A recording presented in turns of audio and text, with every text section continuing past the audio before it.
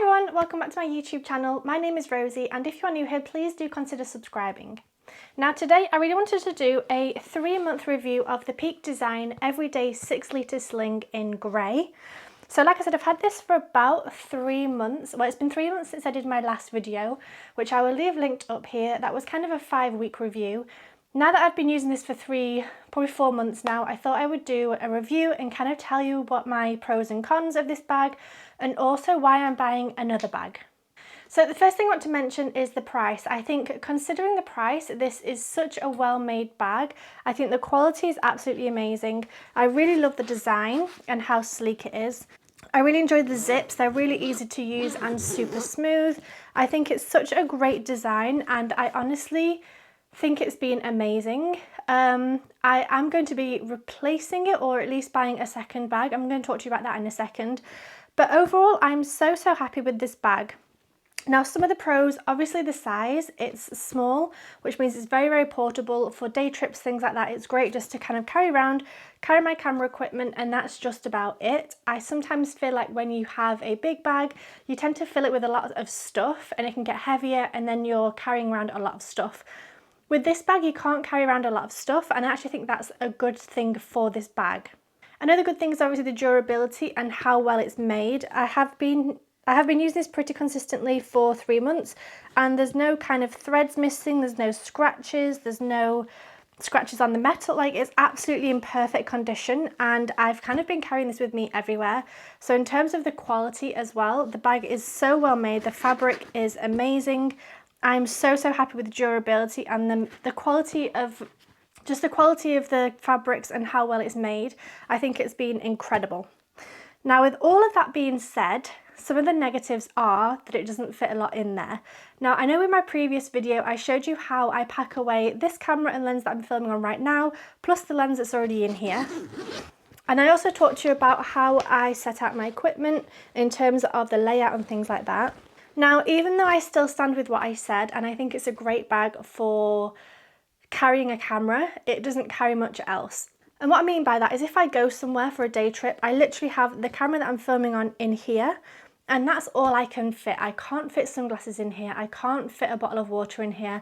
I can't even fit my phone in here, honestly. I struggle to get this in. And actually what tends to happen is that I have my camera in here and my phone in my hand, and then as soon as I take my camera out of my bag, I put my phone in here.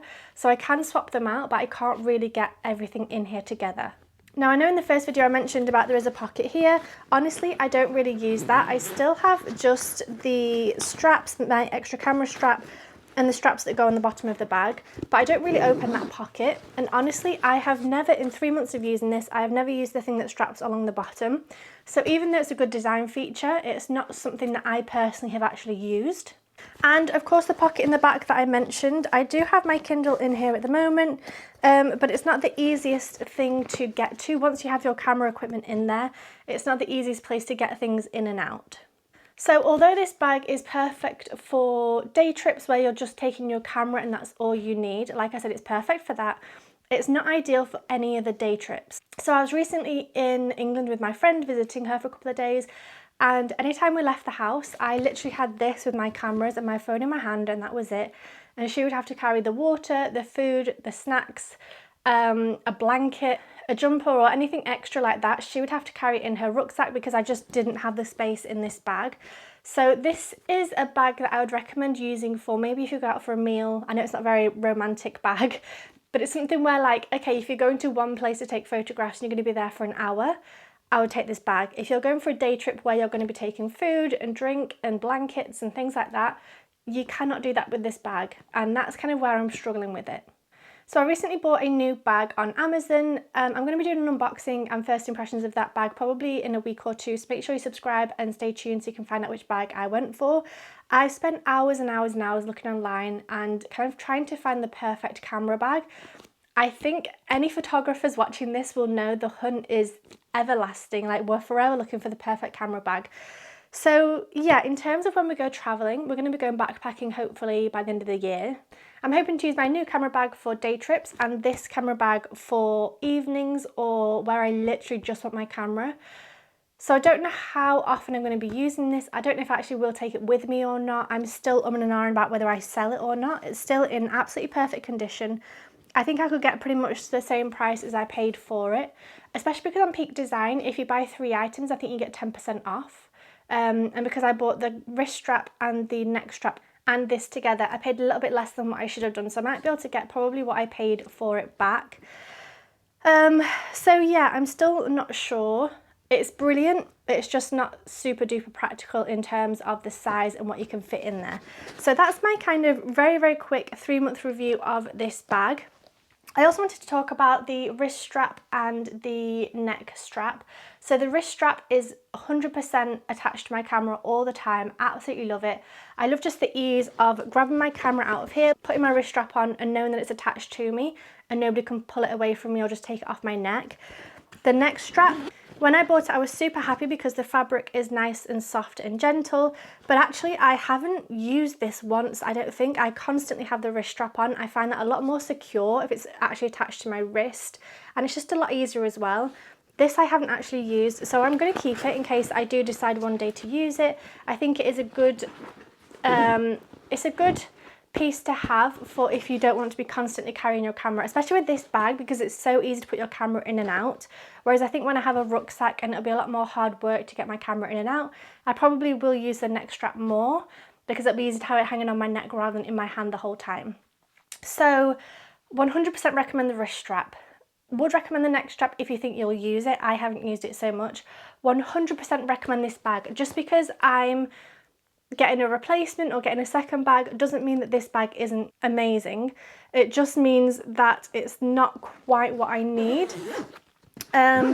So yeah, I have really enjoyed this bag, really enjoyed it. I 100% would recommend it, but it's just not big enough. And I also think that like this is heavy enough with a camera and 2 lenses. This gets heavy so that I feel kind of I'm getting a sore back and things like that when I'm wearing it for a whole day. I think the 10 litre, the bigger version, would be even worse because I think I would then put in a bottle of water. I'd probably buy an extra lens. I'd probably put in extra things like sunglasses and sun cream and things like that. That would obviously make the bag heavier and therefore make it more uncomfortable to carry crossbody.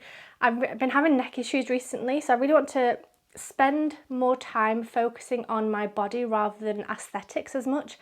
So I'm going to be buying a rucksack, which is the bag that I've told you about I'm buying. Just because then I'm protecting my back a little bit more. And I think these side body bags, as you know, they're great and they're practical and they're good and they're small and they're brilliant. They're not great for your back. I don't think having all the weight kind of pulling on one side. So yeah, that's kind of my 3-month review. I know it's a little bit mixed. Absolutely love the bag, but also probably not keeping it. I know that's really mixed and it's probably not what you were expecting to hear. But that's honestly, that's the truth. That's kind of where I'm at the moment with this bag. Would 100% recommend it. It's just not big enough for me, so I have gone for a rucksack, which like I said, I will be coming out with a new video very soon. So yeah, if you have any questions about this bag, please do let me know in the comment section below. I'm open to answering any questions about size, about what fits in here. Just for reference, I have the Tamron 70-180, that's my biggest lens. I have that in here and it fits in perfectly. And then next to that I have my camera that I'm using here, which is the Sony A6600 with the Tamron 17-70 lens attached in here. I have the camera first and then the lens coming up. If you want to see more information about how I pack my bag in terms of the layout and things like that, I will leave the video linked below. I've already linked it at the beginning of the video. But yeah, so that's it for this video. I hope this was somewhat useful. Again, if you have any questions, please do let me know and I will see you in my next video. Bye!